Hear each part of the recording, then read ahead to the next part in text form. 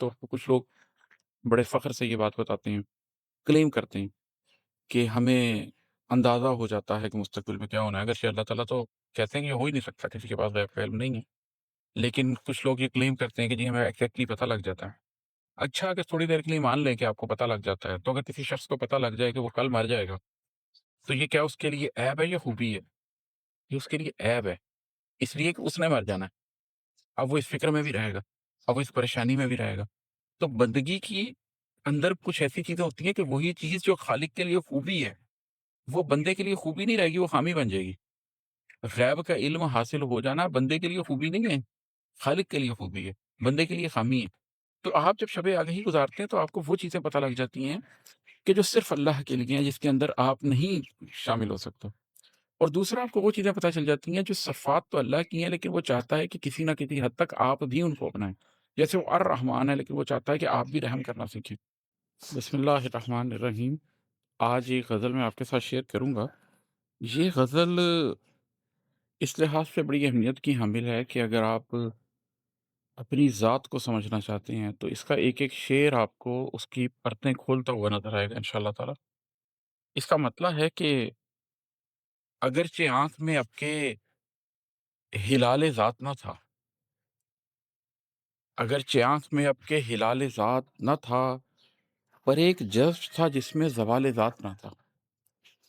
ہم لوگ جیسے آپ ہلال دیکھنے کے لیے، پہلی تاریخ کا چاند دیکھنے کے لیے کاوش کرتے ہیں، اسی طریقے سے ہماری آنکھوں کے اندر ایک اپنی ذات کو دیکھنے کا، اپنی ذات کو پانے کا، اپنی ذات کو سمجھنے کا ایک عجیب ایک عجیب خواہش ہوتی ہے۔ تو ہر آنکھ کے اندر ہوتی ہے کہ آپ کوشش کر رہے ہوتے ہیں کہ آپ اپنی ذات کو ایک چاند کی طرح چمکتا ہوا دیکھیں، آپ اپنی ذات کو ایسا دیکھیں کہ وہ کسی جگہ پر پہنچ جائے، لیکن اس کے اندر ایک ظاہر ہے کہ یہ بھی خطرہ شامل ہوتا ہے کہ آپ کی ذات آپ کے لیے بہت اہمیت کی حامل ہو جائے۔ تو یہاں پر میں کہہ رہا ہوں کہ اگرچہ آنکھ میں اب کے ہلال ذات نہ تھا، پر ایک جذب تھا جس میں زوال ذات نہ تھا۔ کبھی آپ کو ایک جذب محسوس ہوتا ہے، ایک تعلق اللہ کے ساتھ ایسا محسوس ہوتا ہے جو قرآن کریم میں اللہ تعالیٰ نے ذکر کیا ہے نا، کہ ان کی کھالیں نرم ہو جاتی ہیں اور ان کا رواں کھڑا ہو جاتا ہے، وہ اللہ کی طرف جھک جاتی ہیں۔ تو جب آپ اس جذب کی کیفیت میں چلے جائیں جس میں آپ اللہ کے ساتھ اپنا تعلق بنائیں، تو اگرچہ اس وقت آپ کی آنکھوں میں اپنی ذات کی اہمیت نہیں ہوتی، اگرچہ اس وقت آپ اپنی ذات کے چاند کو نہیں ڈھونڈ رہے ہوتے، اس وقت آپ اپنے لیے نہیں کچھ کر رہے ہوتے، لیکن اس کے باوجود وہ خدا سے تعلق کا لمحہ ایسا لمحہ بن جاتا ہے کہ آپ کی ذات کو بھی ثبات حاصل ہو جاتا ہے۔ تو اگرچہ ہلال ذات آپ کی نگاہ میں نہیں ہوتا، لیکن پھر بھی آپ زوال ذات سے بچ جاتے ہیں۔ یہاں میں یہ واضح کر دوں کہ جو لوگ آ، وحدت الوجود کے اوپر یقین رکھتے ہیں، میں قطعی اس کے اوپر یقین نہیں رکھتا۔ اس شعر کو بڑے آرام سے انٹرپریٹ کرتے ہوئے وحدت الوجود کی طرف بھی لے کے جایا جا سکتا ہے کہ میری ذات ضم ہو گئی خدا کی ذات میں، لیکن میں یہ نہیں کہہ رہا کیونکہ میں بالکل بھی اس کو درست نہیں سمجھتا۔ وحدت الوجود تو میرے نزدیک ایک شرکیہ ایک شرک پہ مبنی تصور ہے، لیکن بہرحال جو خدا کے ساتھ ایک جذب محسوس ہوتا ہے اس میں آپ کی ذات کی اہمیت تو آپ کو کم ہوتی ہوئی نظر آتی ہے نا، کہ آپ اپنی ذات کی اہمیت کے بارے میں نہیں سوچ رہے ہوتے، ہلال ذات کے بارے میں نہیں سوچ رہے ہوتے، اور اس کی باوجود اللہ سے نسبت کی وجہ سے اللہ آپ کی ذات کو ترقی دے رہا ہوتا ہے، اس کے اندر کوئی زوال کا امکان باقی نہیں رہ جاتا۔ اور ہے کہ ملال جان بہت تھا، ملال ذات نہ تھا، ملال جان بہت تھا، ملال ذات نہ تھا، بدن کا خوف رہا، احتمال ذات نہ تھا۔ ایک تو میرا جسم ہے، ایک تو میرا بدن ہے جو میری جان ہے، اور اس کے علاوہ ایک میری ذات ہے، وہ شخصیت جو میرے اندر ودیت کرتی گئی ہے، آپ اس کو روح کہہ لیں، لیکن ایک حقیقی شخصیت تو میرے اندر ہے نا، جو میرے مرنے کے بعد بھی موجود رہے گی، جس کو فرشتے آ کے میرے بدن کے اندر سے نکال لیں گے۔ تو اللہ نے مجھے یہ جسم دیا ہے، اس جسم کی ذمہ داری بھی میرے اوپر ڈالی ہے، اس جسم کو بھی میں بالکل فراموش نہیں کر سکتا، مجھے اس جسم کی طہارت کا بھی خیال رکھنا ہے، مجھے یہ بھی خیال رکھنا ہے کہ میں خودکشی کی طرف نہ جاؤں، اپنی ذات کو ہارم کرنے کی طرف نہ جاؤں، سیلف ہارم نہ دوں۔ ایک جبلت بھی انسان کے اندر رکھی گئی ہے کہ اگر کوئی دھماکہ بھی ہوگا تو ایک دم گھبرا کے پیچھے ہوگا، آپ اپنی جو جان ہے اس کا ملال آپ کے اندر ہوتا ہے، اس کی فکر آپ کے اندر ہوتی ہے، जो आपका उम्र ढल रही होती है, जो आपका वक़्त गुज़र रहा होता है, उसका मलाल आपके अंदर होता है। उसमें कोई ऐसी बात नहीं है कि वो नहीं होना चाहिए। मलाल जान बहुत था, मलाल ज़ात ना था। ये एहसास तो था कि ज़िंदगी गुज़र रही है, ये एहसास तो था कि बदन घुल रहा है, ये एहसास तो था कि वक़्त कम रह गया। लेकिन ये एहसास नहीं था कि मेरी शख्सियत अधूरी रह रही है। इसलिए उस शख्सियत को वो वक़्त दिया जा रहा था कि वो निखर रही थी, जिस चीज़ के लिए आप वो शख्सियत इस बदन में आई है, वो काम ज़रूर पूरा हो रहा था। बदन का खौफ रहा, एहतमाल ज़ात ना था। तो जिस्म का खौफ रहा, जान का खौफ रहा, ये परेशानी रही कि मेरी उम्र ढल रही है, ये परेशानी रही कि अब जवानी ख़त्म हो रही है। लेकिन ये परेशानी कभी नहीं हुई कि मेरी ज़ात का क्या बनेगा, उस शख्सियत का क्या बनेगा जो मेरे अंदर है। ये एहतमाल कभी नहीं हुआ कि मेरी ज़ात बर्बाद हो जाएगी। इसलिए कि अगर आपने अंदर की ज़ात के ऊपर काम किया हो, तो बदन के इस दुःख के बावजूद आपको साथ-साथ ये सुकून भी होता है कि हाँ, जहाँ बदन ढल रहा है, जहाँ पर घुल रहे हैं मेरे अज़ा, वहीं पर आहिस्ता-आहिस्ता मैं अपने अंदर की शख्सियत को तवाना भी कर रहा हूँ। और है कि तुम्हें बुलाया था मैंने मगर तुम्हारे लिए,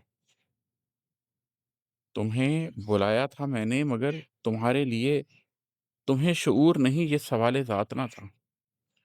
ये तो एक अंबिया की मीरास है ये रवैया कि लोगों को उनकी भलाई के लिए बुलाते हैं। नबी करीम सल्लल्लाहु अलैहि वसल्लम के लिए अल्लाह ताला ने हरीस का लफ़्ज़ इस्तेमाल किया है। वैसे ये एक नेगेटिव मानी का लफ़्ज़ है, लेकिन लोगों की भलाई के हरीस के तौर पे कि आपके अंदर बाकायदा तौर पे हिर्स पाया जाता है कि लोगों की भलाई हो जाए, लोग अपने आप को जहन्नुम की आग से बचा लें।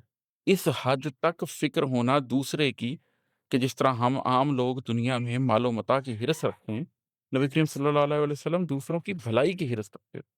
ये तमाम अंबिया की सुन्नत रही है कि वो जितना अरसा भी तबलीग करते हैं, जितना अरसा भी लोगों को बुलाते हैं, बेसिकली लोगों को इसीलिए बुला रहे होते हैं कि उनका भला हो जाए। अपनी ज़ात के लिए नहीं बुला रहे होते हैं।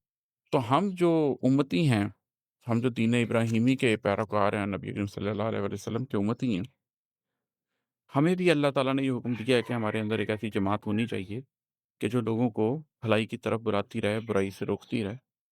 तो आप जब लोगों को बुलाते हैं तो ज़ाहिर है उसी किस्म का रिएक्शन आता है जब आप उस सुन्नत के ऊपर चलते हैं कि आप लोगों को बुलाते हैं, लेकिन उनको लगता है कि शायद आपका कोई वेस्टेड इंटरेस्ट है।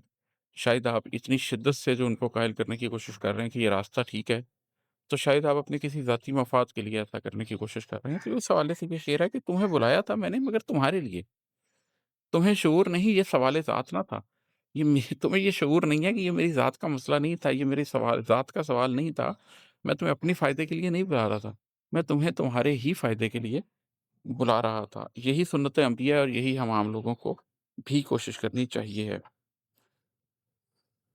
और है कि किसी के अक्स का ही इनअकास था मुझ पर, किसी के अक्स का ही इनअकास था मुझ पर, ये इर्तकाज़े हकीकत जमाले ज़ात ना था।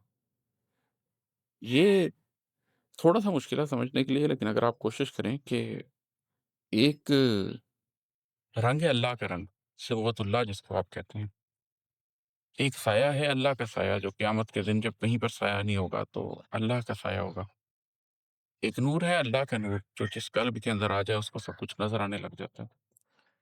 तो वो एक उस अक्स का, क्योंकि इस दुनिया के अंदर हम हकीकी तौर पर तो नहीं पा सकते उसको, हम हकीकी तौर पर तो अल्लाह को नहीं देख सकते।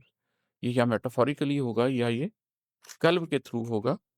लेकिन वो जो एक अक्स है, खुदा के रंग का अक्स है, उसका इनअकास हो जाता है किसी क़ल्ब के ऊपर।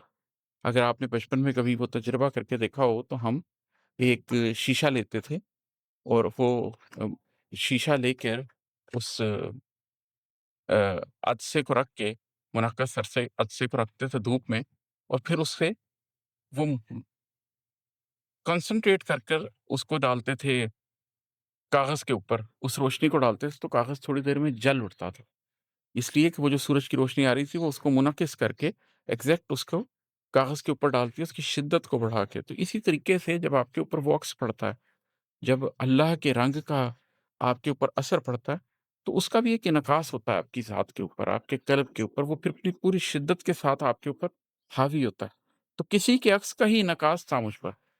ये इर्तकाज़ हकीकत जमाल ज़ात ना था। फिर वो जो हकीकत है उसका इर्तकाज़ होता है, फिर वो हकीकत एक नुक्ते के ऊपर आके आपके क़ल्ब के ऊपर बिल्कुल ऐसे उतरती है कि आपको महसूस होता है कि इस नुक्ते के ऊपर आकर नूर मुझे हासिल हो रहा है।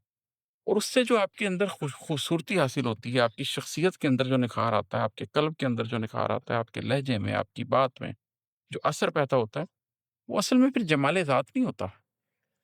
वो ये नहीं होता कि मेरी शख्सियत बहुत अच्छी है। आपने बड़े लोग देखे होंगे कि जिनकी बड़ी-बड़ी अच्छी शख्सियत होती है। लंबे कद-काठ भी होते हैं, गोरा रंग भी होता है, बात भी करते हैं तो बहुत महज़ब तरीके से करते हैं, लेकिन उनकी बात में वो असर नहीं होता। और कई दफ़ा हमें ऐसे लोग मिलते हैं कि जिनका ज़ाहिरी जो हुलिया है या ज़ाहिरी जो उनकी बुदोवाश है, उससे कतई ये नहीं लगता कि इनकी बात में असर होगा, लेकिन उनकी बात आपके क़ल्ब के ऊपर असर कर रही होती है, इसलिए कि अल्लाह ने उनकी ज़ुबान के अंदर वो तासीर डाल दी होती है। तो ये जो इर्तिकाज़ हकीकत होता है, ये जमाल-ए-ज़ात नहीं होता। ये असल में अल्लाह से लौ लगाने के नतीजे में जो आपकी ज़ात के ऊपर मुनअकिस हुआ होता है, अल्लाह का नूर, अल्लाह की रहमत, इल्म, हिल्म, जो अल्लाह ने जो भी आपको वदीयत किया होता है, वो जब आपकी ज़ात के ऊपर उसका इन्कास होता है, तो उससे हकीकत का इर्तिकाज़ हो जाता है आपकी ज़ात के अंदर। इल्म के वो दरवाज़े भी खुल जाते हैं जो ज़ाहिरी तौर पर आपको हासिल नहीं हो सकते, बल्कि बातिनी तौर पर आपको हासिल होते हैं। और उससे आपकी शख्सियत में जो निखार आता है, जो जमाल होता है, वो जमाल-ए-ज़ात नहीं होता। वो बेसिकली आप सिबगतुल्लाह में रंग गए होते हैं, अल्लाह के रंग में रंग गए होते हैं और उसका असर है जो ज़ाहिरी तौर पर दुनिया को भी नज़र आ रहा होता है। और ये जो अगला शेर है, ये उससे पहले की स्टेज के बारे में है कि अभी तो रात की आगोश में था मेरा कल्ब, अभी तो रात की आगोश में था मेरा कल्ब, अभी उफ़क़ पे कहीं भी गुलाले-ज़ात ना था। जैसे कभी रात की आगोश में आप बैठे हों, ये जिस जगह मैं बैठा हूँ इसी लॉन में मैं अगर रात को आके 1 बजे बैठ जाऊँगा, तो रात की आगोश में होगा सारा कुछ, एक अंधेरा होगा। लेकिन फिर कहीं उफ़क़ पर आपको गुलाल-ए-ज़ात नज़र आएगा। वो जो एक उफ़क़ पे गुलाबी रंग शफ़क़ का नज़र आना शुरू होता है, पहले सुबह काज़िब होती है, फिर सुबह सादिक होती है और फिर हल्की-हल्की सी रोशनी आपको नज़र आनी शुरू होती है। कल्ब का मामला भी ऐसे ही है कि अभी तो रात की आगोश में था मेरा कल्ब। कल्ब कभी ऐसी हालत में भी होता है कि वो भी रात के गहरे सन्नाटे में होता है, रात की गहरी तारीकी में होता है, अभी उसपे नूर का इर्तिकाज़ नहीं हुआ होता। अभी उसको हकीकत की शनासाई नहीं होती। अभी उफ़क़ पे कहीं भी गुलाल-ए-ज़ात ना था। ये एक वक़्त होता है, इस वक़्त से गुज़रना पड़ता है कि जब आप अपने कल्ब को पहली दफ़ा टटोलते हैं, तो आप इस बात को जानते हैं कि आपको अंदर तारीकी नज़र आती है। पहले ही दिन आपको अंदर नूर नहीं मिलता, लेकिन फिर आपको इंतज़ार करना पड़ता है। आपको अपनी ज़ात के अंदर एक तहज्जुद का पहर गुज़ारना पड़ता है।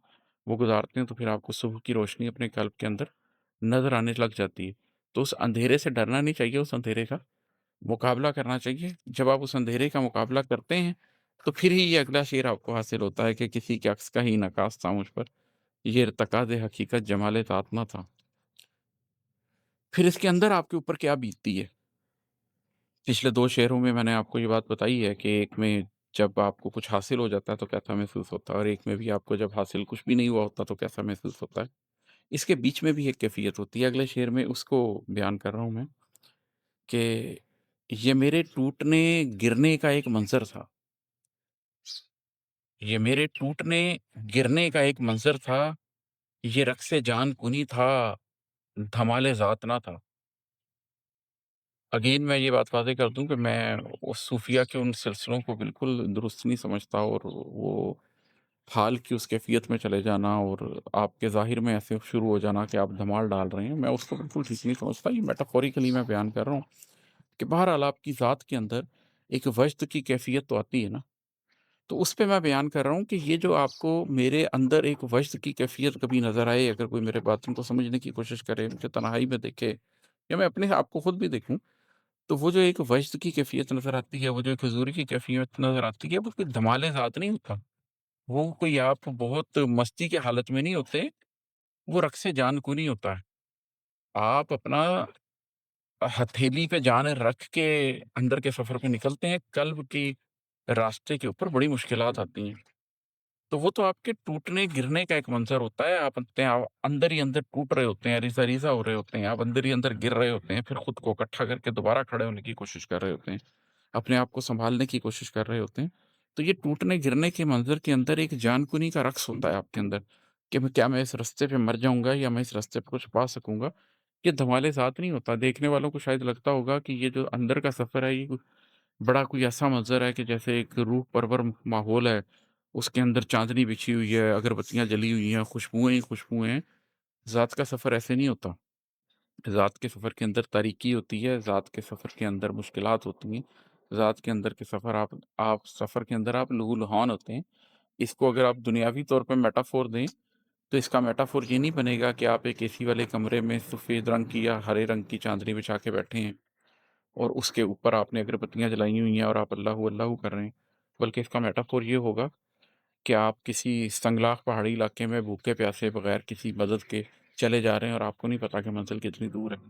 تو یہ میرے ٹوٹنے گرنے کا ایک منظر تھا، یہ رقص جان کنی تھا، دھمالے ذات نہ تھا، اور ہے کہ ملال و حزن میں تفریق ہم سمجھتے ہیں، ملال و حزن میں تفریق ہم سمجھتے ہیں، تھا سب کا درد مقدم خیال ذات نہ تھا، ملال و حزن میں تفریق ہم سمجھتے ہیں، تھا سب کا درد مقدم خیال ذات نہ تھا۔ ملال ہوتا ہے اپنی ذات کا افسوس اور حزن ہوتا ہے کسی اور کا افسوس۔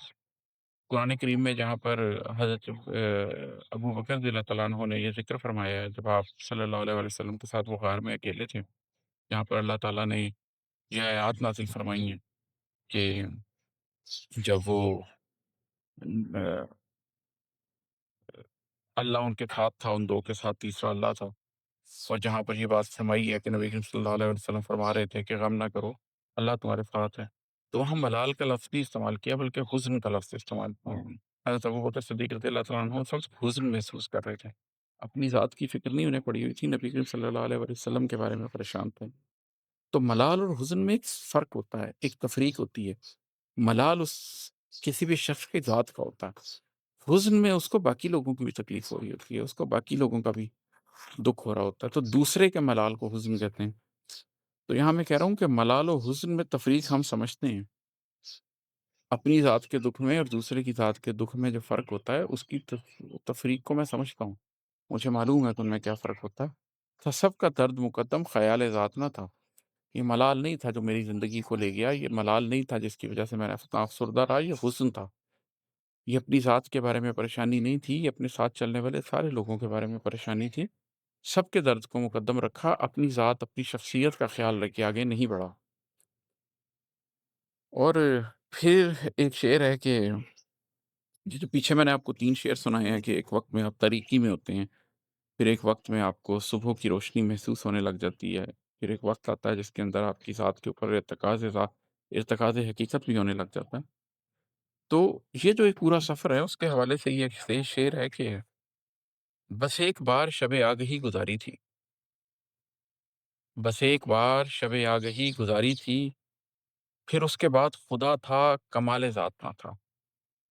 اگر آپ ایک مرتبہ شب آگہی گزار لیں، ایک مرتبہ آپ کو حقیقت میں اس بات سے آشنائی ہو جائے کہ رب کون ہے اور اس کا مقام کیا ہے اور مخلوق ہوتے ہوئے آپ کی حیثیت کیا ہے، آپ یہ جان لیں کہ اللہ کتنا بڑا ہے، اس کی صفات کیا کیا اعلیٰ ہیں اور آپ کتنے ادنا ہیں اور آپ کس حد تک اس کے محتاج ہیں، تو اس سے جو آپ کو آگہی ہوتی ہے خالق اور مخلوق کے تعلق کی، آپ یہ جاننے لگتے ہیں کہ کیا کیا چیزیں ہیں جو صرف اللہ کے لیے ہیں اور جو آپ مخلوق ہوتے ہوئے نہ ہی جانے تو بہتر ہے۔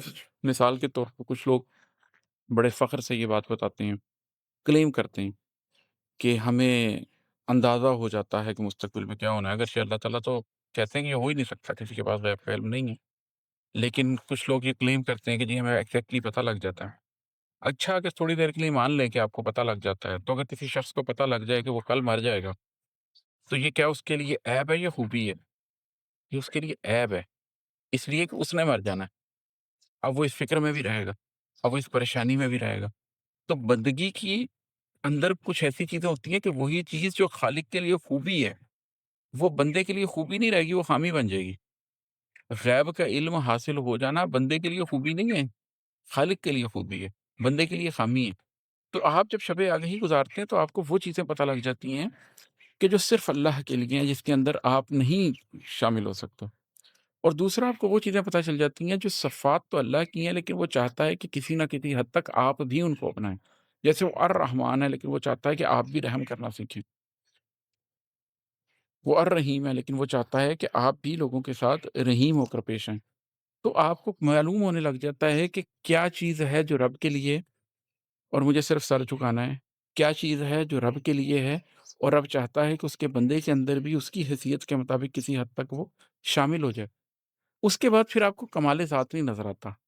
फिर उसके बाद आपको सिर्फ़ खुदा ही नज़र आता है कि हाँ, जो-जो चीज़ें मैंने सरेंडर कर दी हैं, वो खुदा ही का हक़ थी इसलिए मैंने सरेंडर कर दी है, मैं बंदगी की हुदूद में आ गई हूँ। और जो-जो चीज़ें मैं कर रहा हूँ, वो भी खुदा ही का हक़ था, उसने मुझे ये कैपेसिटी दी है कि मैं उसको पूरा कर सकूँ। उसने मेरे दिल के अंदर ये हिम्मत पैदा की है कि मैं अपने अंदर इस तरह की सिफ़ात पैदा कर सकूँ, तो वो भी खुदा ही का कमाल है। तो उस शब-ए आगही के बाद आपकी ज़ात रहती नहीं है। आप अपनी ज़ात के अंदर से वो हर खूबी निकाल देते हैं जो आप अपनी ज़ात से मनसूब कर सकते हैं और अगर कोई खूबी रह जाती है, तो वो सिर्फ़ यही रह जाती है कि अल्लाह से मुंसलिक हैं आप। और बकता है आखिर में कि ये आब रम्ज़ कहाँ से पिया है तुमने इमाद, ये आब रम्ज़ कहाँ से पिया है तुमने इमाद, बदल गए हो तुम्हारा ये हाल ज़ात ना था। ये जब मैं असल में पीछे मुड़कर देखता हूँ अपनी ज़िंदगी की तरफ, तो जब मैं ये रियलाइज़ करता हूँ कि मैं किसी बहुत मज़हबी घराने में तो पैदा नहीं हुआ। मतलब हमारे घर में नमाज़ पढ़ी जाती थी, ज़कात दी दी जाती थी। इसके अलावा तो रोज़े रख लिए जाते थे। एक बिल्कुल बुनियादी मुसलमान के तौर पर नाज़रा कुरान बचपन में घर में क़ारी साहब रख के पढ़ा दिया गया था। उसके अलावा वही दुनियादारी थी जो पूरी दुनिया में होती है, उसके साथ ही हम चल रहे थे। मैं कोई ऐसा शख़्स नहीं था जिसको किसी मदरसे में पढ़ाया गया हो, मैं कोई ऐसा शख़्स नहीं था जिसको कुरान अरबी के साथ पढ़ाया गया हो, जिसकी बचपन के अंदर कोई ऐसी चीज़ कर दी गई हो कि दीन की तरफ उसका कोई बहुत ही ख़ुसूसी रुझान हो गया हो। मैं किसी सूफ़ी सिलसिले से ताल्लुक़ नहीं रखता था। कुछ भी ऐसा नहीं था कि मैं अल्लाह के रास्ते की तरफ चल पड़ सकता। तो बस वो एक ज़िंदगी में 1-2 ऐसे अमाल किए कि अल्लाह को शायद अच्छे लग गए। वो कई दफ़ा आपकी छोटी-सी कोई चीज़ देखता है और उसकी को हज़ारों से मल्टीप्लाई कर देता है और आपकी नेकी छोटी-सी होती है लेकिन वो आपको उसके बदले में आपके कल्ब के अंदर कोई तब्दीली पैदा कर देता है, कोई तहरीक पैदा कर देता है। तो मैंने तो बहुत से साल बेसिकली सिर्फ़ एक तरह से अपनी ज़ात के अंदर मुत्किफ़ होकर गुज़ारे हैं, सेक्लूशन में गुज़ारे हैं कि जिसमें दुनिया का रंग अपने ऊपर नहीं चढ़ने दिया। बैठ के कुरान पढ़ा, थोड़ी-सी इबादत कर ली, थोड़ा-सा अपने साथ टाइम गुज़ारा, थोड़ा-सा रिफ्लेक्ट किया, ज़ात के सफ़र पे निकल गया। उसके अंदर मुझे तो जो भी मिला है वो इसलिए मिला है कि मैंने कल्ब को अल्लाह की तरफ मोड़ने की कोशिश की और अल्लाह ने मेरे ऊपर कुछ करम कर दिया, कुछ कतरे उसकी रहमत के मुझे भी मिल गए। तो क्योंकि मैं ज़ाहिरी सबब कोई नहीं पाता कि मुझे ये बातें जो मैंने बयान की हैं या जो बातें मैं बयान करता हूँ, उनको मैंने कहाँ से सीखा है, दुनिया में कौन मेरा उस्ताद रहा है, कौन-सा तजुर्बा ऐसा गुज़रा है जिसकी बुनियाद से मैं इन चीज़ों की तरफ गया हूँ। मुझे हमेशा बातिनी सबब ही मिलता है। तो उस हवाले से फिर ये शेर है कि याब रम्ज़ कहाँ से पिया है तुमने इमाद? याब रम्ज़ आखिर दुनिया का तो कोई जवाब तो नज़र नहीं आ रहा जहाँ से तुमने ये लिया हो, तो आखिर कहीं से तो लिया है ना? तो बस वो अल्लाह की रहमत है, बस औक़ात वो आपका कल्ब हकीकत के लिए खोल देता है। तो ये याब रम्ज़ कहाँ से पिया है तुमने इमाद, बदल गए हो तुम्हारा ये हाल ज़ात ना था। अगर कोई 15-20 साल पहले मुझे जानता था, 10 साल पहले भी मुझे जानता था और अब मिले तो उसे यकीन नहीं आएगा कि ये वही शख़्स है। आप बदल जाते हैं, अगर आप अपना कल्ब अल्लाह की तरफ मोड़ दें और कल्ब सलीम की कोशिश शुरू कर दें, जैसा कि हमारे वालिद इब्राहीम अलैहिस्सलाम ने अल्लाह की तरफ अपना रुख किया था और कल्ब सलीम हासिल किया था। अल्लाह ताला कुरान पाक में ये बात फरमाते भी हैं कि जो शख़्स कल्ब सलीम लेके अल्लाह के पास आएगा वो इंशाअल्लाह ताला निजात पा जाएगा। आज के लिए इतना ही, इंशाअल्लाह ताला फिर बात करूँगा। बहुत शुक्रिया। अस्सलाम वालेकुम।